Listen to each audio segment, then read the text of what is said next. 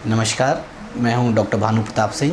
I am a plastic surgeon from Meerut और आज हम बात करेंगे एक बहुत ही आसान से टॉपिक के बारे में, कीलॉइड्स एंड स्कार्स। दोस्तों, आपने अक्सर देखा होगा कई लोग अपने चेहरे पर, कान पर, कंधे पर एक निशान लेके आते हैं जो फूला हुआ ऐसा हो जाता है जैसे केचुआ बन गया हो। लोग बड़े परेशान रहते हैं। उस स्कार को हम नॉर्मली बोलते हैं हाइपरट्रॉफिड स्कार या कीलॉइड्स। अब एक सवाल आता है कि what is the difference between hypertrophied scar and keloids. तो अगर कहीं कोई कट जाता है, चोट लग जाती है, कोई फोड़ा फुंसी होता है, अगर वहाँ पे स्कार उसी एरिया में उभर आता है तो उसे हम हाइपरट्रॉफिड स्कार बोलते हैं। और अगर वो स्कार इतना बड़ा हो जाए कि जो चोट लगा एरिया है उससे भी बड़ा हो जाए तो उसे हम कीलॉइड्स बोलते हैं। अब एक जनरल सवाल लोगों के मन में आता है कि बनते क्यों हैं कीलॉइड्स। देखिए, जब भी हमें कोई चोट लगती है, कोई घाव बनता है, तो उसमें हीलिंग होती है। हीलिंग प्रोसेस में हमारे शरीर में कोलेजन्स फाइबर इकट्ठे होते हैं जो वहाँ पर हीलिंग में हेल्प करते हैं। पर कुछ लोगों में टेंडेंसी होती है कि कोलेजन फाइबर्स की अधिकता वहाँ पर हो जाती है। जब वो कोलेजन फाइबर इतने ज़्यादा हो जाते हैं कि वो उभर आते हैं तो उन्हें हम हाइपरट्रॉफिड स्कार बोलते हैं।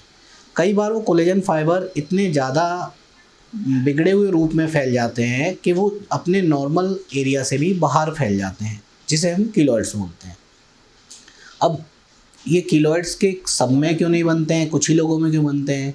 तो इसका एक सिंपल सा जवाब है कि इसके लिए जेनेटिक प्रेडिस्पोजिशन एक बहुत इंपॉर्टेंट फैक्टर्स है। कुछ लोगों में कीलॉइड्स बनने की टेंडेंसी होती है। अक्सर यंग एज ग्रुप में कीलॉइड्स ज़्यादा बनते हैं, बच्चों में और जवान स्त्री और पुरुषों में कीलॉइड्स बनने की चांसेस ज़्यादा होते हैं। ओल्ड एज ग्रुप में कीलॉइड्स कम बनते हैं। अगर स्कार में टाँके लगाते समय किसी सर्जन ने या किसी ने ज़ोर से टाँके लगा दिए, मीन्स टेंशन में अगर स्टिचेस लगे हैं, तो भी हाइपरट्रॉफिड स्कार और कीलॉइड बनने के चांसेस बढ़ जाते हैं। तीसरी, ब्लैक कलर स्किन या डार्क कलर स्किन लोग जो होते हैं, उनके अंदर भी कीलॉइड्स बनने के चांसेस ज़्यादा होते हैं, बिकॉज उनमें कोलेजन रीमॉडलिंग और कोलेजन फॉर्मेशन ज़्यादा होता है। चलिए, ये तो हो गए कारण। अब आपको कीलॉइड बन गया तो आप इसका इलाज कैसे करेंगे? कीलॉइड का इलाज जितनी समस्या सरल है, इलाज उतना ही जटिल है।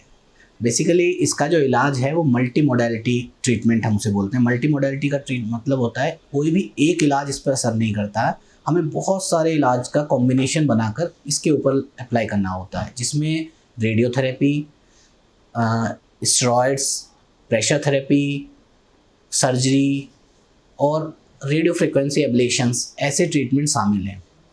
अब आप कौन सा इलाज कराएं, कहाँ इलाज कराएं, ये एक बहुत महत्वपूर्ण फैक्टर है। अक्सर लोग कहीं भी कीलॉइड का इलाज कराने चले जाते हैं और कई बार मेरे पास ऐसे मरीज आते हैं जिन्होंने बाहर 2, 3, 4 बार सर्जरी कराई है और वो कीलॉइड दोबारा से बन जाता है।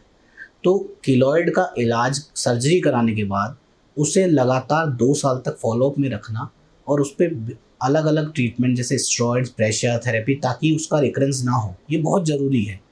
तो मेरी आप लोगों से सलाह है, अगर आपको कीलॉइड्स या हाइपरट्रॉफिड स्कार की समस्या है तो हमेशा एक क्वालिफाइड प्लास्टिक सर्जन से कंसल्ट करें और उसी से इसका इलाज कराएं, क्योंकि इसके इलाज में इसके दोबारा बनने के चांसेस बहुत ज़्यादा होते हैं। इसलिए हमेशा अपने सही डॉक्टर को चुनें। Thank you.